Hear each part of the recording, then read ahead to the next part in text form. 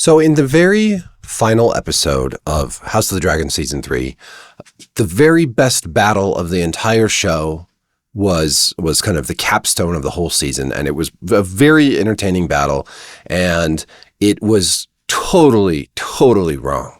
What do I mean by this? The battle itself was an exciting exchange of violence between the forces under Daemon Targaryen and against Ormond Hightower and Daeron Targaryen, and it took place in the town of Tumbleton. And the invaders, led by Daemon and Roddy the Ruin from the north, and the lords of the Riverlands, all sort of attacked, and the defenders defended inside the town where the Hightowers were. But this is completely backwards when it comes to the book. So I'm just going to read from the book because I have the book right here. Fire and Blood, right? Okay. So remember, in the show, the Targaryen the Hightowers are in the city of Tumbleton, and the attackers are coming from King's Landing in the Riverlands. Team Black is attacking Team Green. But listen.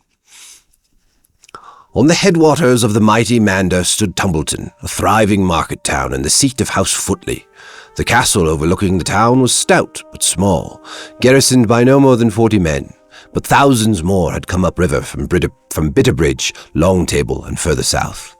The arrival of a strong force of river lords swelled their numbers further and stiffened their resolve. Fresh from their victory at the Butcher's Ball, that's where they killed Sir Criston Cole, came Sir Gerald Grey and Longleaf the Lion Slayer, with the head of Sir Criston Cole upon a spear, Red Rob Rivers and his archers, the last of the Winter Wolves, and a score of landed knights and petty lords whose lands lay along the banks of the Blackwater, amongst them such men of note as Moslander of Yore, Sir Garrick Hall of Middleton, Sir Merrill the Bold, and Lord Owain Burney. All told, the forces gathered under Queen Rhaenyra's banners at Tumbleton numbered near 9,000, according to the true telling. Other chronicles make the number as high as 12,000, or as low as 6, but in all these cases it seems plain that the Queen's men were greatly outnumbered by Lord Hightowers. No doubt the arrival of the dragons, Vermithor and Silverwing, with their riders, was most welcome by the defenders of Tumbleton. Little could they know the horrors that awaited them. Notice, again, Rhaenyra's men are in Tumbleton. She is defending Tumbleton from the incoming army of Lord Ormond Hightower, and she has the two dragons, Vermithor and Silverwing, with Hugh the Hammer and Ulf the White riding them. Daemon is not present. The how and when and why of what has become known as the treasons of Tumbleton remains a matter of much dispute, and the truth of all that happened will likely never be known. It does appear that certain of those who flooded into the town, fleeing before Lord Hightower's army, were actually part of that army, sent ahead to infiltrate the ranks of the defenders. Beyond question, 2 of the Blackwater men who had joined the River Lords on their march south, Lord Owain Burney and Sir Roger Corn, were secret supporters of King Aegon II. Yet their betrayals would have counted for little had not Sir Ulf White and Sir Hugh Hammer had not Sir Ulf White and Sir Hugh Hammer also chosen this moment to change their allegiance. Most of what we know of these men comes from Mushroom. In the book, there's a character named Mushroom. He's like a jester, and he is one of the main sources of information around this time period, the Dance of Dragons. He is not in the show. They cut him because there's no one that's funny allowed to be in the show. The dwarf, Mushroom is a dwarf, the dwarf is not reticent in his assessment of the low character of these 2 dragon riders, painting the former as a drunkard and the latter as a brute. Both were cravens, he tells us. It was only when they saw Lord Ormond's host with spear points glittering in the sun and its line of march stretching back for long leagues that they decided to join him rather than oppose him. Yet neither man had hesitated to face storms of spears and arrows off Driftmark. It may be that it was the thought of attacking Tessarion that gave them pause. That's Daeron's dragon. In the Gullet, all the dragons had been on their own side. This too may be possible, though both Vermithor and Silverwing were older and larger than Prince Daeron's dragon, and would therefore have been more likely to prevail in any battle. Others suggest it was avarice, not cowardice, that led White and Hammer to betrayal. Honor meant little and less to them. It was wealth and power they lusted for. After the Gullet and the fall of King's Landing, they'd been granted knighthood, but they had aspired to be lords and scorned the modest holdings bestowed on them by Queen Rhaenyra. When Lords Rosby and Stokeworth were executed, it was proposed that White and Hammer be given their lands and castles through marriage to their daughters, but Her Grace had allowed the traitors' sons to inherit instead. Then Storm's End and Casterly Rock were dangled before them, but these rewards as well, the ungrateful Queen had denied them. No doubt they hoped that King Aegon II might reward them better, should they help return the Iron Throne to him. It might even be that certain promises were made to them in this regard, possibly through Lord Larys the Clubfoot or one of his agents, though this remains unproven and unprovable. As neither man could read nor write, we shall never know what drove the two betrayers, as history has named them, to do what they did. Of the Battle of Tumbleton we know much and more, however. 6,000 of the Queen's men formed up to face Lord Hightower in the field, under the command of Sir Garibald Grey. They fought bravely for a time, but a withering rain of arrows from Lord Ormond's archers thinned their ranks, and a thunderous charge by his heavy horse broke them, sending the survivors running back toward the town walls. There, Red Rob Rivers and his bowmen stood, covering the retreat with their own longbows. When most of the survivors were safe inside the gates, Roddy the Ruin and his winter wolves sallied forth from a postern gate, screaming their terrifying northern war cries as they swept around the left flank of the attackers. In the chaos that ensued, the Northmen fought their way through, 10 times their own number, to where Lord Ormond Hightower sat his warhorse beneath King Aegon's golden dragon and the banners of Old Town and the Hightower. As the singers tell it, Lord Roderick was bloody from head to heel as he came on, with splintered shield and cracked helm, yet so drunk with battle that he did not even seem to feel his wounds. Sir Brynden Hightower, Lord Ormond's cousin, put himself between the Northmen and his liege, taking off the Ruin's shield arm at the shoulder with one terrible blow of his long axe. Yet the savage Lord of Berrowton fought on, slaying both Sir Brynden and Lord Ormond before he died. Lord Hightower's banners toppled, and the townsfolk gave a great cheer, thinking the tide of battle turned. Even the appearance of Tessarion across the field did not dismay them, for they knew they had 2 dragons of their own. But when Vermithor and Silverwing climbed into the sky and loosed their fires upon Tumbleton, those cheers changed to screams. It was the field of fire writ small, Grandmaster Monken wrote. Tumbleton went up in flame. Shops, homes, septs, people, all men fell burning from gatehouse and battlements, or stumbled shrieking through the streets like so many living torches. Outside the walls, Prince Darin swooped down upon Tessarion. Pate of Longleaf was unhorsed and trampled, Sir Garibald Grey pierced by a crossbow bolt that engulfed by dragon flame. The 2 betrayers scourged the town with whips of flame from one end to the other.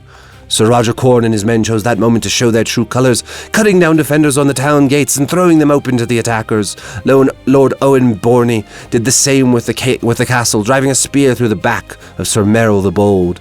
The sack that followed was as savage as any in the history of Westeros. Tumbleton, that prosperous market town, was reduced to ash and embers. Thousands burned, and as many died by drowning as they tried to swim the river. Some would later say they were the fortunate ones, for no mercy was shown the survivors. Lord Footley's men threw down their swords and yielded, only to be bound and beheaded. Such townswomen as survived the fires were raped repeatedly, even girls as young as 8 and 10. Dear Lord. Old men and boys were put to the sword, whilst the dragons fed upon the twisted, smoking carcasses of their victims.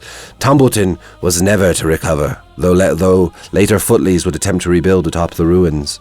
Their new town would never be a tenth the size of the old, for the small folk said the very ground was haunted. So, that is the description of the Battle of Tumbleton in the book. The first Battle of Tumbleton. There is a second. In this description, here's a picture. Here's a picture of the dragons. Yeah. It's a picture book for children. It's for children. In the book, Rhaenyra's forces are defending this town from an oncoming army that is marching on King's Landing. And they probably would have succeeded except for Hugh and Ulf Turncoat and burned the town down. In the show, now see, In the book, this makes a lot of sense. You send your army to a forward base on the road that the enemy army has to march along, and you stop them there before they can get to your home base, right? It's a defensive maneuver. Ormond Hightower, sorry, I was sitting on this. Ormond Hightower is on the offensive. He's moving in. He's marching his army. He has to pass through this town. And I like that in the show, they kind of illustrated how like Ulf would turn on Rhaenyra because she was horrible to him, and he was kind of a horrible man. And I liked that they showed Lord Ormond, wooing him to his side. But nothing else really makes sense about this battle, right? Ormond has taken Tumbleton. That really proves no great risk to Rhaenyra and Daemon and her armies in King's Landing. If he's going to do anything, like they try to portray it as though all these assassinations of gold cloaks and stuff, that's enough to like make it such a desperate situation that Rhaenyra has to attack Tumbleton and take out Ormond, right? But that doesn't make sense. Like, you kill some guards in a town or in the big city, leagues and leagues away, that still doesn't win you the city. Ormond would still have to attack eventually to take back King's Landing, which is a very defensible city, right? But in the show, they have it all switched around. So instead of Rhaenyra guarding Tumbleton to stop Ormond, they have Ormond guarding Tumbleton, and Rhaenyra sends Daemon and all the troops to attack him there. And that actually makes no sense, because you wouldn't need to attack Tumbleton. First of all, if you really wanted to, if you had to go and do it, you would just put the town under siege. There would be absolutely no reason strategically for you to attack. And then, of course, the other change was like they have Ulf turncoat and burn Rhaenyra's army, but then go and burn Tumbleton and the Hightowers too, which has big repercussions for what comes later. And they don't have Hugh go turncoat either. He's like a loving husband in the show, whereas he's like a brutish, like horrible man who just like beats people to death for no reason in the book. The book is obviously way more brutal too. This town is reduced to ash. Everyone is killed. The women and girls are raped. It's a horrible and terrible and just annihilation of this place by the Hightowers, which really changes the sort of the flavor of the whole story, right? So strategically, it makes no sense in terms of just what happens, the outcome. Like, yeah, sure, Tumbleton gets burned, but we really don't see how this is a strategic or sort of cataclysmic event in the same way that we do in the book, especially because now Ulf is like, clearly, he's not on either side. He just burned both armies and I assume he just peaced out after that. We don't even know what's going on with Hugh. So these are the kind of changes that, when George R.R. Martin talked about butterfly wings, right? He talked about how you make one small change and then that small change gets bigger and bigger and bigger, and the repercussions of that small change down the road are much larger and much more I'm using cataclysmic again, much more detrimental, I should say, than that small change earlier on. Where we also see this, I guess, is in the relationship between Rhaenyra and Alicent. And while this video is mostly about this battle, I do want to just read another passage. I'm having fun reading to you. It's reading time with Eric.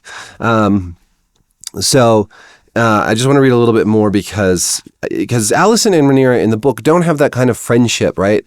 Alicent never goes to try to kill Aemond. She does stuff like surrender the town to Rhaenyra, but it's not because she is like best buddies with her from her childhood, right? She's like older than Rhaenyra. They weren't friends. So they're talking about all the strategy of going out. They need to go send Daemon and Nettles with Sheepstealer, because in the book, Sheepstealer is still part of the flight of dragons under Rhaenyra's control, and Nettles is not Rhaena. But they are going to send out people to try to kill her, Alicent's sons, Aegon and Aemon and Daeron and everyone. Words of these plans soon reached the ears of the Dowager Queen, filling her with terror. Fearing for her sons, Queen Alicent went to the Iron Throne upon her knees to plead for peace. This time the Queen in Chains, that's what they call her in the book, the Queen in Chains, put forth the notion that the realm might be divided. Rhaenyra would keep King's Landing in the Crownlands, the north, the Vale of Erin, all the lands watered by the Trident and the Isles. To Aegon II would go the Stormlands, the Westerlands, and the Reach, to be ruled from Old Town. Rhaenyra rejected her stepmother's proposal with scorn. "Your sons might have had places of honor at my court if they had kept faith," her grace declared. "But they sought to rob me of my birthright, and the blood of my sweet sons is on their hands." "Bastard blood shed at war," Alicent replied. "My son's sons were innocent boys, cruelly murdered. How many more must die to slake your thirst for vengeance?" The Dowager Queen's words only fanned the fire of Rhaenyra's wrath. "I will hear no more lies," she warned. "Speak again of bastardy, and I will have your tongue out." Or so the tale is told by Septon Eustace. Monken says the same in his True Telling. Here again Mushroom differs. The dwarf would have us believe that Rhaenyra ordered her stepmother's tongue torn out at once, rather than merely threatening this. It was only a word from Lady Misery, Missaria, that stayed her hand, the fool insists. The White Worm proposed another, crueler punishment. King Aegon's wife and mother were taken in chains to a certain brothel. That's Helena also. The price was to a certain brothel, and there sold to any man who wished to have his pleasure of them. The price was high, a golden dragon for Queen Alicent, 3 dragons for Queen Helena, who was younger and more beautiful. Yet Mushroom says there were many in the city who thought that cheap for carnal knowledge of a queen. "Let them remain there until they are with child," Lady Misery is purported to have said. "They speak of bastards so freely. Let them each have one for their very own." Though the lusts of men and the cruelty of women can never be gainsaid, we put no credence in Mushroom here. That such a tale was told in the wine sinks and pot shops of King's Landing cannot be doubted, but it may be that its provenance was later, when King Aegon II was seeking justification for the cruelty of his own acts. It must be remembered that the dwarf told his stories long years after the events that he related, and might have misremembered. Let us speak no more of the brothel queens, therefore, and return once more to the dragons as they flew to battle. So, you can just get a taste there of how different the relationship between Rhaenyra and Alicent really was. The other thing that some people have brought up is how useless Lady Misery or Lady Missaria has been in this season, and it's really very true. Just because I mentioned this part where she's brought up in this passage I just read, it's really kind of crazy that they kind of stunted so many of the characters, and especially the female characters. I think in their attempt to make the female characters more sympathetic, they actually made them worse. Like Rhaenyra is a very ruthless ruler once she comes to power, especially after her sons die. Alicent was not like her buddy. She was also quite ambitious and conniving. Lady Missaria was not the sort of like dim-witted, like, I don't even know what she was supposed to be this whole season. She was just like going around and didn't do anything to stop the assassinations. But all these female characters, I feel like, except for maybe Helena, even though I do think they robbed her of her dragon, which was weird since she was a dragon rider. So the battle was backwards. The female characters have been nerfed, I would say, in an attempt to make their relationship more prominent. They've actually kind of made them lesser, and I guess that's the problem with changing the source material. Things stop making sense.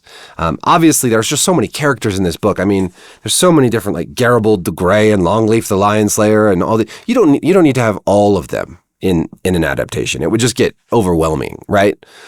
You don't need to have all of them, but there is really no reason to change. And I would even say it made sense to make Lord Ormond more of a villain character, and I think it would have been perfectly reasonable to have him more prominent in a television adaptation than he is in the book, and to give him some of these plotting and characteristics that they gave him. I think that all works really well, but to actually change the whole nature of that battle, which is very bizarre to me. And that is all I have to say about that.